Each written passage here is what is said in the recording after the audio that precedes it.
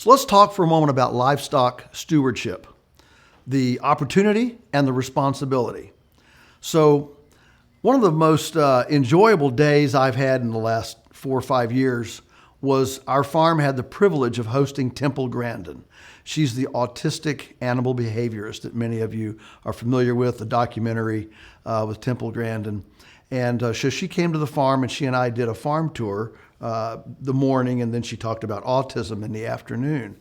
And my takeaway from that day with her was a profoundly new understanding and appreciation of getting inside an animal's head. Here's the thing. An animal doesn't have a calendar. They don't have a date book. They don't have a day planner. They're not going to soccer games, funerals, weddings. They don't have to pay taxes. The point is that an animal lives in the moment, in the now. What they're perceiving in their world, they are completely consumed with their world. You and I are distracted. You and I, even when we're in the thick of things, we're still thinking, I've got that, dirty dishes still in the sink. I've got to stop by the store and get toilet paper. We're thinking about these other things of life, even when we're having a meeting, a work session where we're doing something. Animals aren't like that. And so they see everything in the moment, which means that they're very routine oriented. When you're 15 minutes late, they're not thinking, I guess they got, tied up with a phone call. No, all they know is I want my food, or I want to be moved, or I want whatever. And she even talked about if you go out with a hat, a farm cap on that maybe has a John Deere logo on the front end. If you walk out to move the cows tomorrow and you're wearing a cap with a New Holland in blue instead of green, and it's a New Holland instead of a John Deere, the cows notice that. They see that. And so as you're working around your animals, just realize that they are in the moment. And so don't get frustrated at them if they're impatient, or they seem impatient, or they whatever, because they're completely in the moment. Which brings us to this great privilege and responsibility.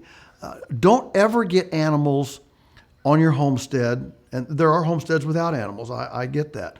But my book is about animals on the homestead. And don't ever get animals because you think they're cute, or because you think, they're warm and fuzzy, or they will add personality, or all of these, pet-oriented kind of mentalities about animals. No.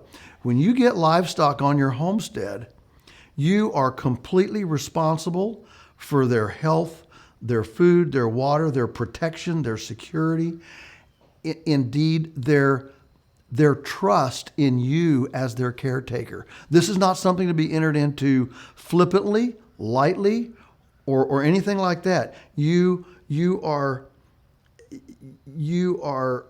placing yourself as a caretaker, as a steward of their needs. They're not potty trained. We got to deal with their manure. They can't go find their own food because the cows aren't migrating like the bison. They're confined. We're artificially confining them to our fences.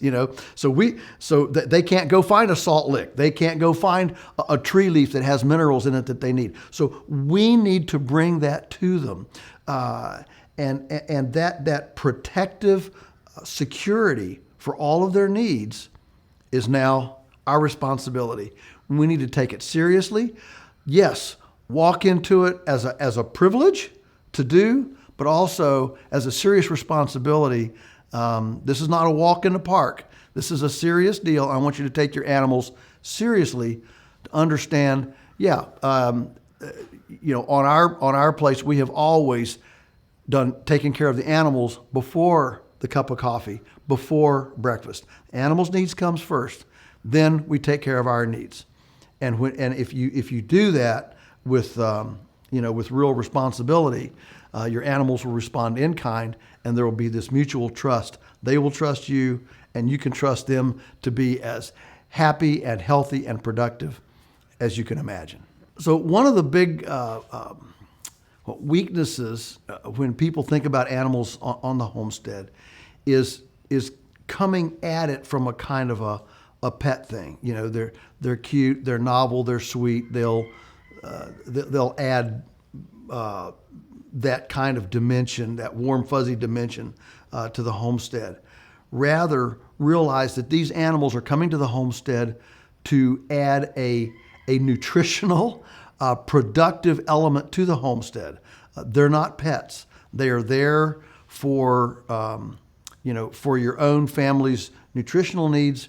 They're there for the homestead's, to mow the grass and to prune hedges and to till things, to scratch things, and do all of those beneficial things that animals bring to a landscape. One of the big things that animals contribute to a landscape is their physical movement, from pruning to scratching to moving around to the disturbance. We call this ecological exercise. Yeah, you can run a mower over your lawn, over your 4-acre lawn, or you can run sheep and chickens and a milk cow, and you can run productive things across this, productive animals across it.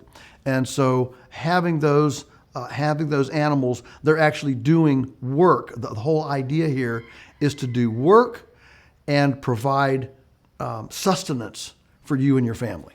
When new homesteaders, often people who come to homesteading are coming from an urban background. I mean, they've never had animals. Maybe they've had a cat or a dog or a gerbil or a parakeet in a cage, and I get that. But they've not come to homesteading from an animal functionality kind of background, and this creates sometimes an inordinate view of what these animals are here for. And so there's a real tension between use and coddling, between just having them as fun and having them as functional. And so this is not something to be taken lightly. It's not something to just, we're going to get 2 cows, and they're going to be sweet and fine, and we're going to lie down with them and, be friends. Hopefully you will be friends, but it's a different kind of friendship thing. They're there for a function, for a duty, just like you getting them is there for a function and a duty. We're not talking about pets here. We're talking about functional homesteads and what animals can bring to the homestead. So enjoy them, yes, but realize that ultimately they are there to pay their way in practical, functional contribution to your dietary needs, to the exercise needs of the landscape, and to the greater vegetation and fertility of the soil. That's what they're there for. Take it seriously and enjoy it.